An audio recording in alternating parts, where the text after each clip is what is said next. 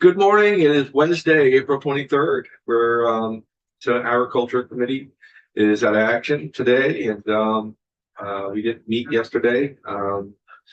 But starting out, we'll just introduce the senators that we have here today. Yep, Brian Collmore representing the Rutland District.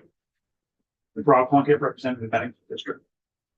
Joe Major representing Windsor. Senator Russ Ingalls representing the Essex District. Senator Heffernan serving his country. So he won't make it with us today. We're going to spend some time talking about H 484. We've got some amendments that we're proposing to tack onto that bill. We have our Chief Counsel, Michael O'Grady, here this morning. And welcome, sir. Morning. Good morning.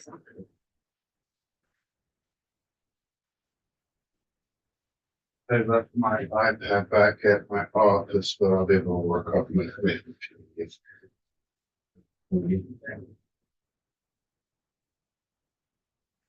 I sent from the draft this morning. Still draft 1.1, but it has a 417 date on it. Yep. And do you want me to just step through changes?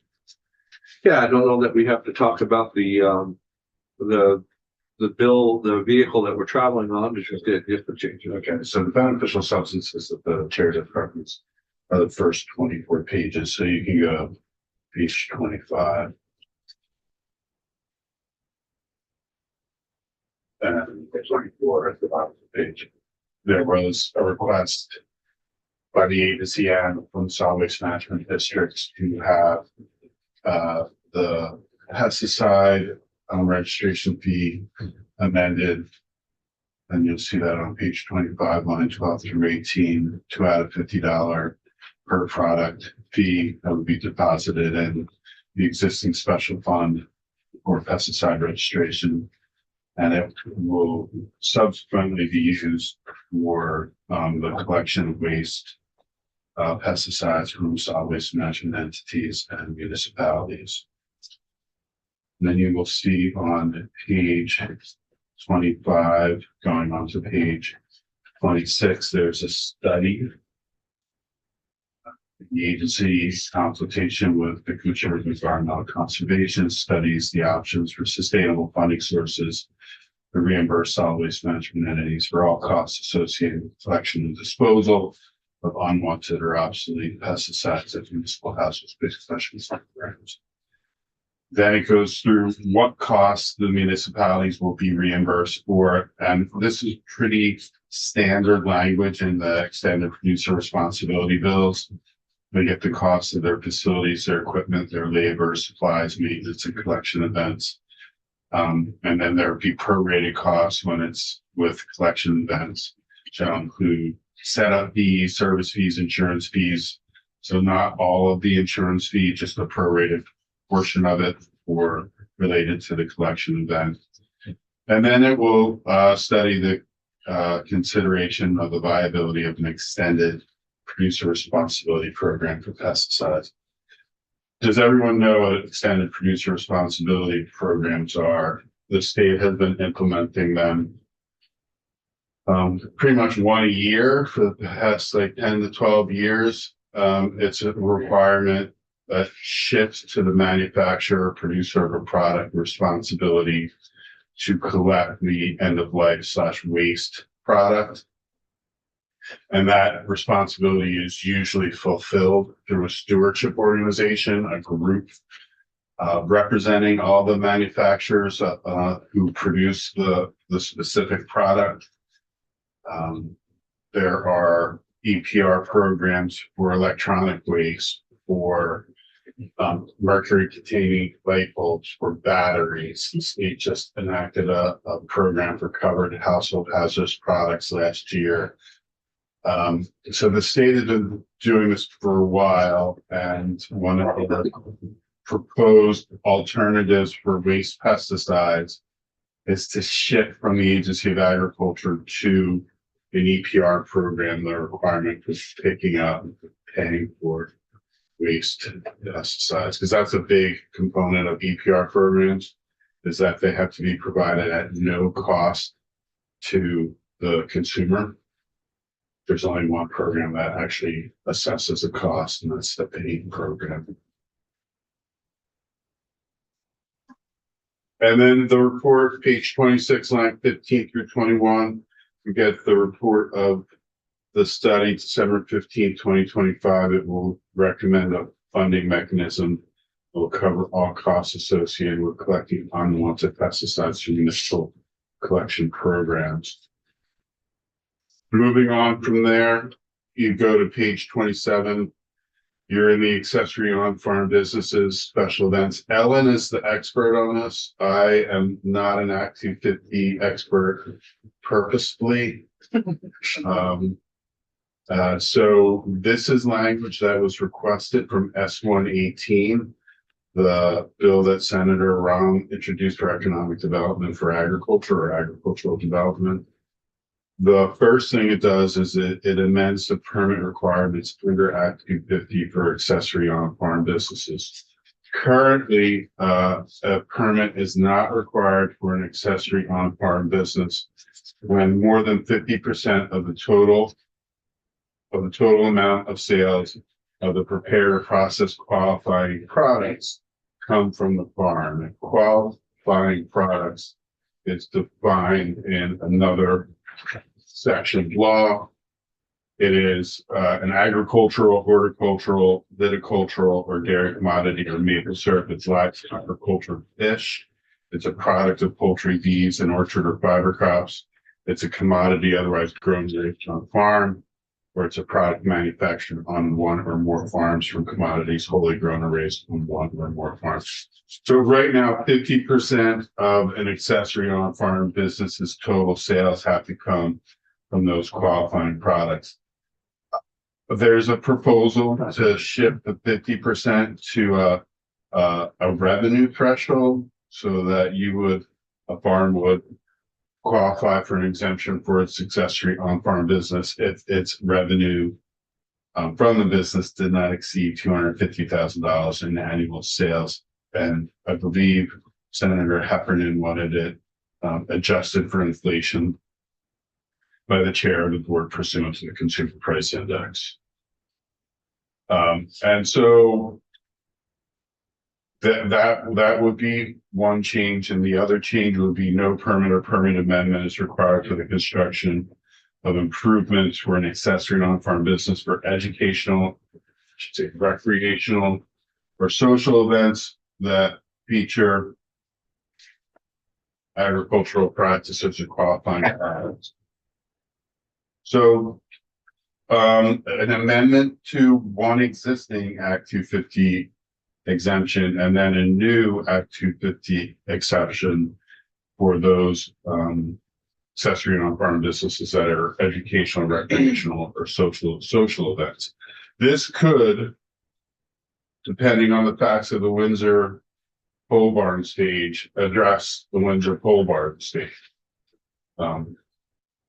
But there's also in section 5, this proposal for the district commission to authorize them to issue a special event permit to an accessory on-farm business for an educational, recreational, or social event held on the farm where the business is located. So you kind of have to choose which one you Yeah, want that's what there. yeah. So Uh, if we, and I'm sorry. No, I want you to. So if we got rid of the second part of that, would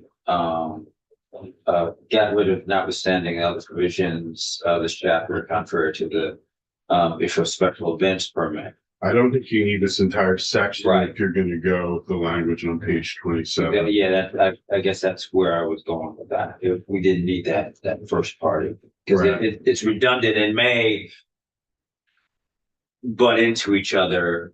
There's a possibility. Yeah, you'd have conflicting interpretation. Yeah. And you should really talk to Ellen about she drafted the whole accessory on farm business law, and she's the one to talk to about how to make these exemptions work. Is there a possibility to have her in Whatever, just get it, just absolutely. Well, let's do it like sooner than later. Yeah. So, I'm just making sure. We're talking about improvements. Well, that's what triggers Act 250. When you're gonna do development or when you already have a permit or you're exempt from a permit, and then you engage in construction that leads to improvements. Like they're already development, right? Well, the accessory on farm business is already technically development, but you've exempted that from the Act 250 permit if certain criteria are met. So then it's whether or not the improvements, the construction really, structures, roads, things of that kind would trigger Act 250 further. And that it's just an Act 250 terminology. Okay, so this would seem to contemplate future improvements with the pole barn's already up. There's nothing that isn't already existing. Right, but it is, remember, because Act 250 doesn't have proactive enforcement, the LURB doesn't have, and forgive me, I just can't get used to saying LURB. But that board doesn't have proactive enforcement authority. That board has reactive enforcement authority.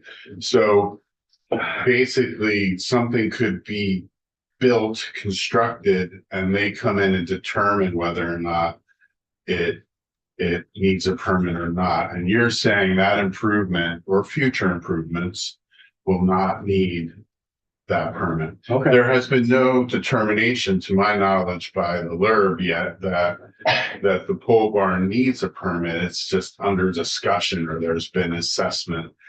And so this is the proper way to phrase it. Should I move on to the next section? Any questions? Everybody good? Yes, yes. So the next section is stormwater management, and it's about exempting the agricultural fairs from the 3-acre stormwater permit. The last time I was in, you had that discussion about you don't need it for all of the fairs, that you needed to for just potentially the Rutland Fair. I don't have a change here for that. I don't think you got to the point where you told me what you or how you want to see that. I can do that in different ways. I can exempt the Rutland Fair because of its size. But the thing is, it also brings in Champlain Valley Fair. Is there a way to in the statute, I could distinguish Rutland from the other fairs? And the other way to do it is in session law, to just say, notwithstanding the requirement of 1264C7, the Rutland Fair shall not be required to comply with the 3-acre stormwater permit exception. Permit requirement.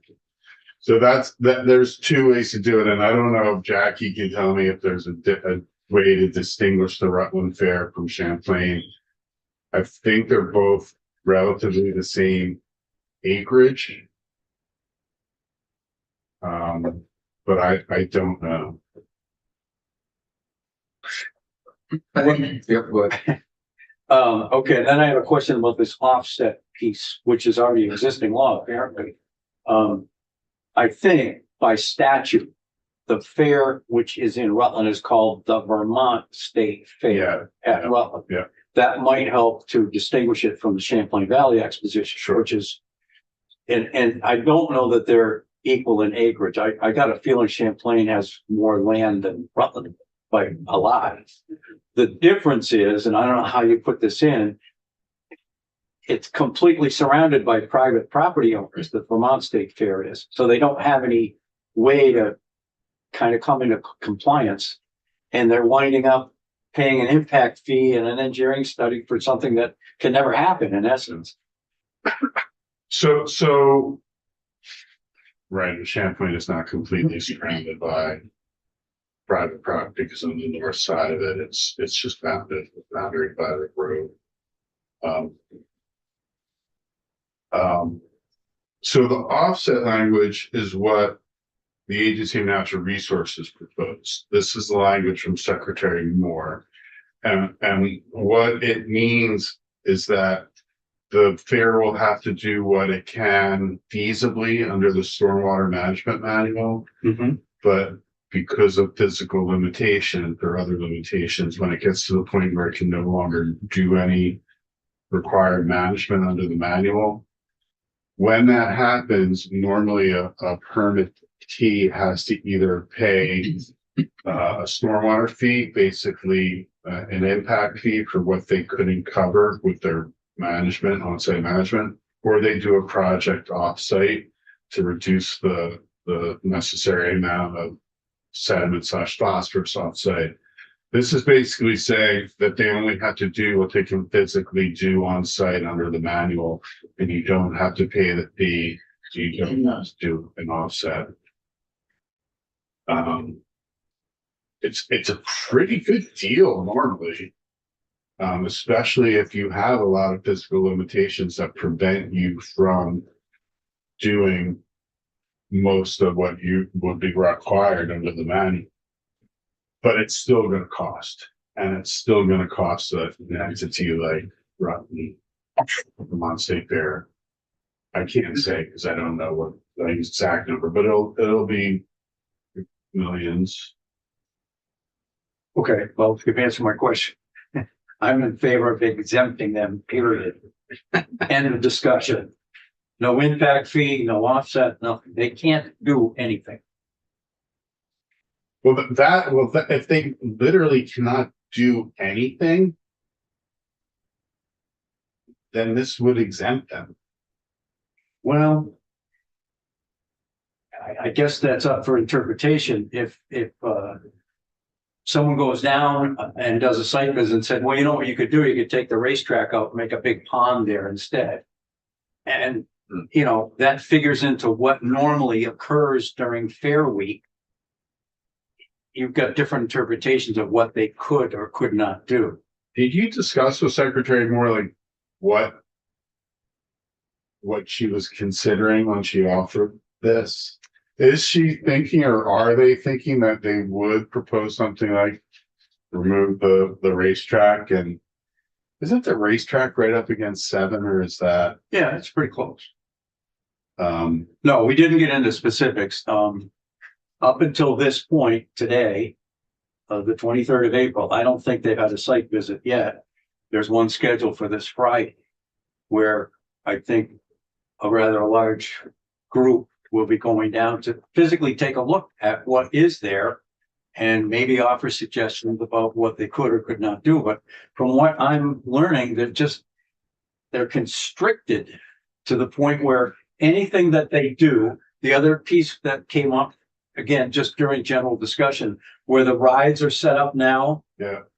they could take the rides out and put some sort of pond or mitigation device in there.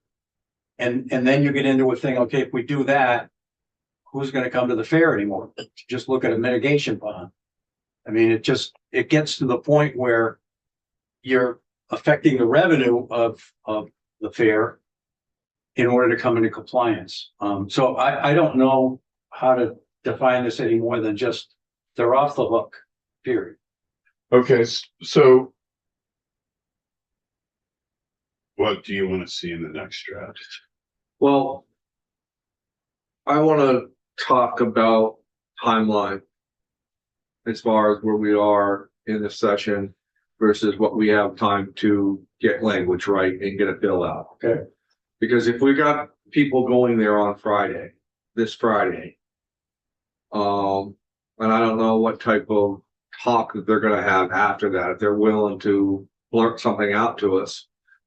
Maybe there's hope in a visit down there that they could see, and then we could craft some language based from what those conversations were to help the fair better versus just putting something out there that they're not willing to do. So that's why we get into, okay, do we have time to wait till after their site visit before we can ask Michael to craft some language that would work for everyone? And then we have on this issue over here on the structures of the Act 250 exemptions. We want to get more testimony in on that as well, which we should try to do this week as well. So Yeah. I'm just trying to do the calendar date as far as where we're at. And then if, the pro tem decides he's going to shut down more committees, and I'm going to say, hey, listen, we still need to meet some, not every day, but we're working on some issues that we need to have permission to make sure that we're still able to meet Yeah. and resolve that and push some bills out. So I think it's premature unless you tell me otherwise to instruct council to draft language where we actually have some action and we have some more fact finding to do, moving forward. That's fair. And I think based on what happens Friday, maybe they can make a buffer somewhere that will at least address some of the concerns. So yeah, I'm certainly willing to wait until something comes back from the visit. Mr. Chair, I'm just, and what's your timeline to have? I'm fine as far as whatever it's gonna take to get it right, first of all. And I'm just thinking that for yours, we could probably get yours resolved based on, what we learned this week. If we can talk to them, and then, there may be some, people floating around today that I can talk to see if they can also come in this week. Yeah, Linda can help you as well. So let's get them in. Yeah. Yours is on Friday, and then the pesticide bill, I think, is, Yeah, that's all good. So, and I'll talk to, the pro town and just let them know where we're at as far as, committee wise, but, I think by maybe Wednesday of next week, if we have until Wednesday of next week, we should be able to, hopefully, if your people will talk at that point in time. Yeah. That are going to visit, we could have this bill out of here. What's the date of the run? They're coming this Friday, I mean, what's the actual date of the fair? August 12th through the 16th this year. Are we good with that? Yes. Okay, so hurry up and wait. I'm just gonna wait on that right now. Yeah. So I'll move on to the next section, is page 32, section 7. This is under the use value appraisal / current use. One of the things that, one of the ways you can qualify as agricultural land is if you produce an annual gross income from the sale of farm crops on a parcel that's less than 25 acres in 1 of 2 or 3 of the 5 calendar years. There are some farms that are donating their crops and exceeding these values, but they wouldn't qualify for use value because they are not selling their crops, and they're asking to be eligible when they donate that equivalent value. That was Paul Ralston's testimony, I think. That gets us to what he was talking about, correct? I believe so. Yeah. The next section relates to the income tax and what would be taxable income. And you can go to page 35 for that, what the changes would be. And so this is a list of what your taxable income is decreased by. You'll see that at the top of page 34.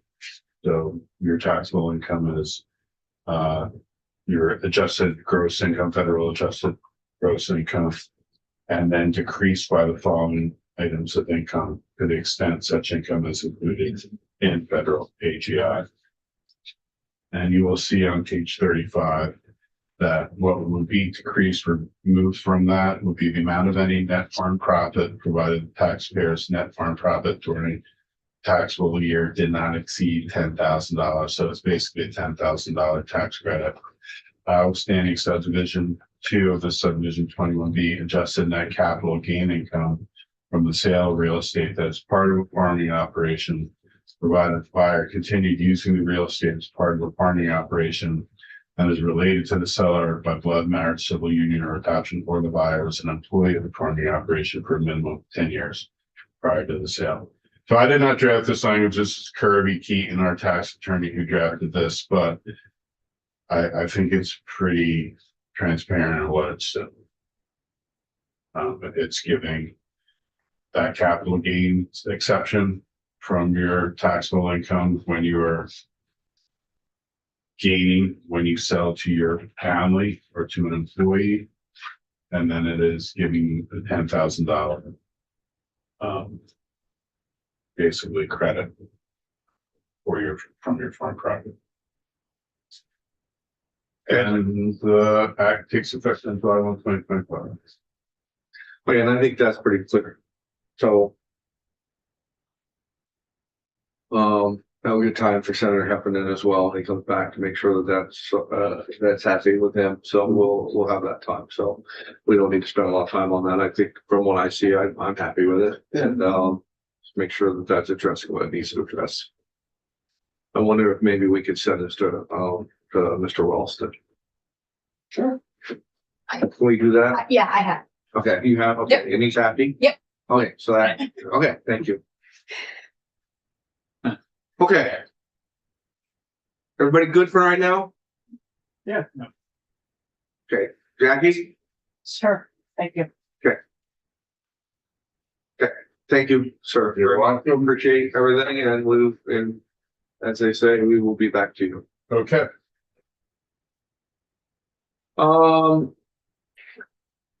We got the next people coming in at 10:30. Our council as always is very efficient. Okay. Thanks.